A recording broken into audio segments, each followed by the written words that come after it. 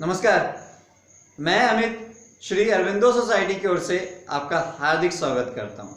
आज हम शिक्षा में शून्य निवेश नवाचार अर्थात ZIIEI कार्यक्रम के द्वारा संकलित किए गए एक रोचक नवाचार शब्द सागर के ऊपर चर्चा करने जा रहे हैं।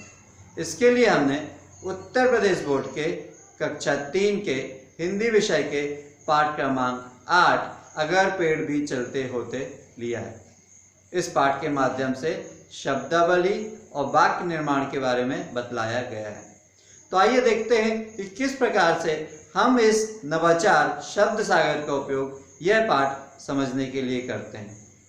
यह नवाचार शब्द सागर में विद्यार्थी अपने सहपाठियों के साथ मिलकर शब्दावली को बढ़ाते हैं और व्याकरण कौशल भी बढ़ाते हैं और इस प्रक्रिया को एंजॉय करते हैं, आनंद लेते हैं और सीखने की प्रक्रिया में बिजी रहते हैं। यही इस नवाचार की मुख्य नवीनता या विशेषता होती है। इस नवाचार के कारण न केवल विद्यार्थी पाठ की विषय वस्तु से रूबरू होते हैं, बल्कि बच्चों के सर्वांगीण विकास के लिए, बच्चों के होलिस्टिक डेवलपमेंट के लिए जो भी गुणों की आवश्यकता होती है, जैसे शिष्टाचार, अनुशासन, धैर्य, विनम्रता, परस्पर सहयोग, संप्रेषण कला, आत्मविश्वास आदि गुणों का बच्चों में विकास धीरे धीरे होने लगता है। तो आइए देखते हैं कि किस प्रकार से हम इस नवाचार का क्रियान्वयन अपनी कक्षा में कर सकते हैं। इस नवाचार का क्रियान्वयन एज अ रिवीजन या पुनरावृत्ति के रूप में होता है। इसलिए शिक्षक पहले से ये सुनिश्चित करके रखते हैं कि कक्षा में पाठ की निर्माण, व्याख्या और समझाइश हो चुकी हो।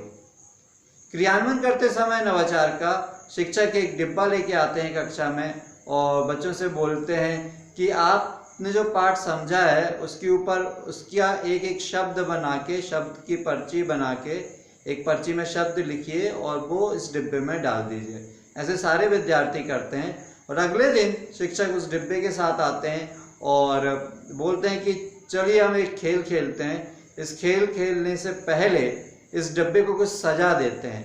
तो सब बच्चे मिलके रंगीन कागज से और कुछ कलर चीज से उसको डिब्बे को सजा देते हैं। फिर शिक्षक बोलते हैं क्यों ना सा कुछ डिब्बे का नाम दे दिया जाए, तो फिर उसको शब्द सागर डिब्बे का नाम दे दिया जाता है। एक विद्यार्थी को बुलाया जाता है, वो एक अच्छी हैंड राइटिंग से, अच्छी लेखन से शब्द सागर उस डिब्बे के ऊपर लिख देते हैं।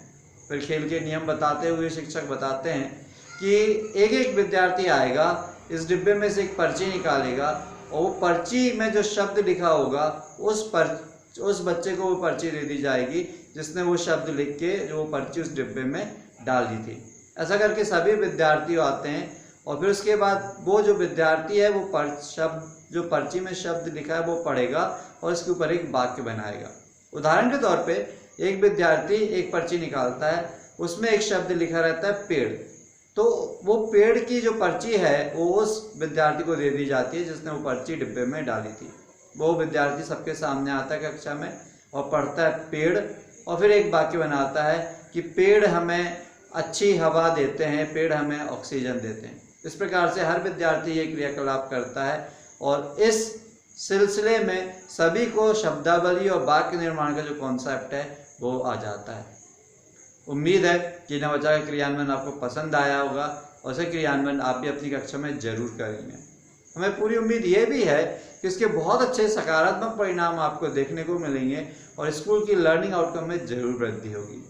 यदि ये वीडियो आप फेसबुक पर देख रहे हैं तो ZIIEI का फेसबुक पेज जरूर लाइक कीजिए। अभी तक यदि आपने ZIIEI का यूट्यूब चैनल सब्सक्राइब नहीं किया तो प्लीज़ आप उसको सब्सक्राइब कर लीजिए।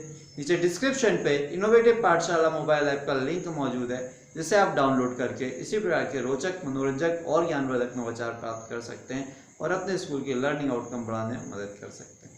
वीडियो देखने के लिए बहुत बहुत धन्यवाद। नमस्कार।